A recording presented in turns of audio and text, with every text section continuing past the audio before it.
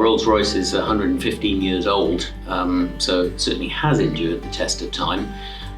It's evolved over that period, and we spent the first 60 years or so as primarily a defence contractor and an automobile manufacturer.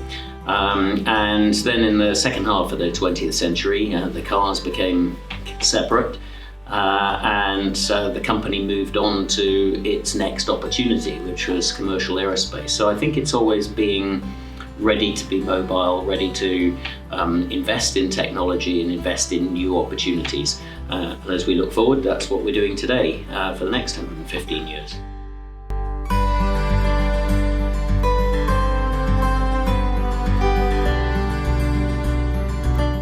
Well, that's very much a work in progress at the moment. I wouldn't be so bold as to use the past tense. We are restructuring.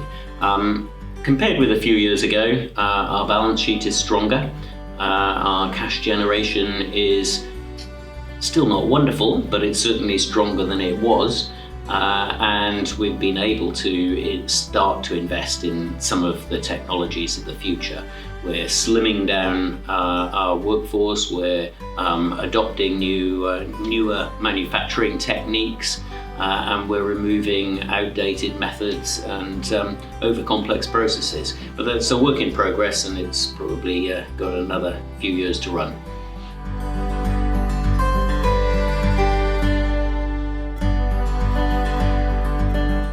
Well, we're very much investing to make our products more energy efficient. The goal is a cleaner world, a zero carbon world ultimately. So we're investing in new materials to make the engines that go on large civil aeroplanes more efficient. And we're investing in electrical technologies because we believe this is just one of the tools that will take us to that cleaner future.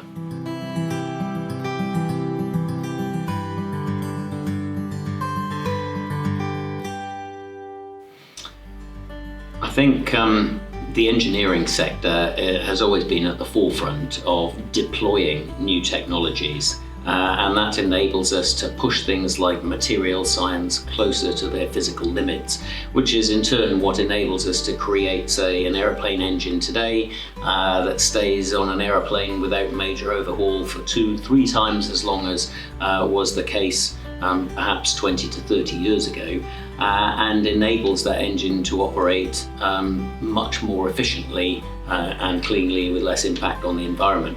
That's all about things like design tools and new technologies, both in the design and in the manufacture.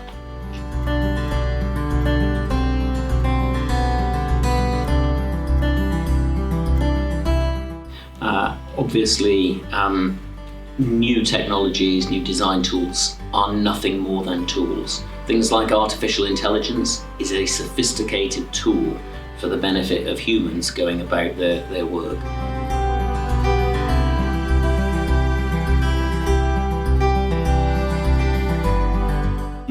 So I think it doesn't really matter whether we're in Wales, whether we're in the wider UK or really wherever we are in the world. Engineering is about, I think, taming science for the benefit of society.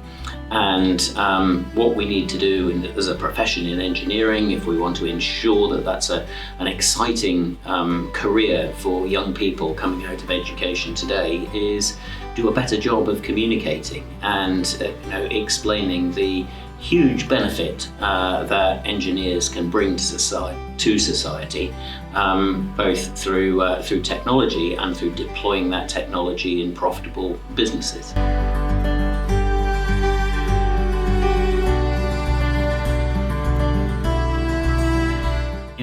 I said at a conference last week that I was opposed to quotas for things like gender balance, and I elaborated on that, saying I'm very much in favour of targets. Having been married to a female engineer and having my daughter being an engineer, then I believe that the gross imbalance in gender in engineering, particularly in the UK today, is causing us to miss a trick. We're missing out on half the population, basically.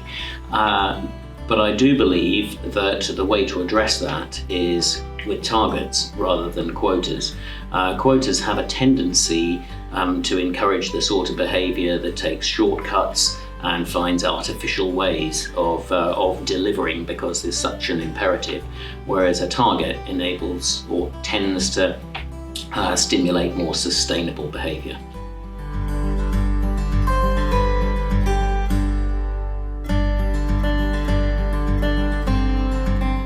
I think quotas for the C-suite are very similar to any other type of quota, and if there's too much emphasis on quota and compliance and not so much emphasis on a target to achieve a sensible outcome. In the case of gender balance in the C-suite, it's like having ethnic balance in the C-suite, or geographical balance in the C-suite, or disciplinary balance in the C-suite. It's about creating a diverse team with diversity of thought that actually delivers a better solution. If we have a target that simply says you have to have a certain gender balance, that's what people will do. They'll go out and hit the gender balance without sufficient care and attention to achieving the real desired outcome.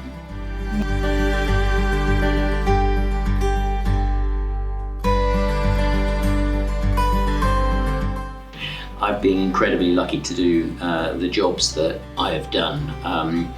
I suppose the only mantra really is that things get done by doing.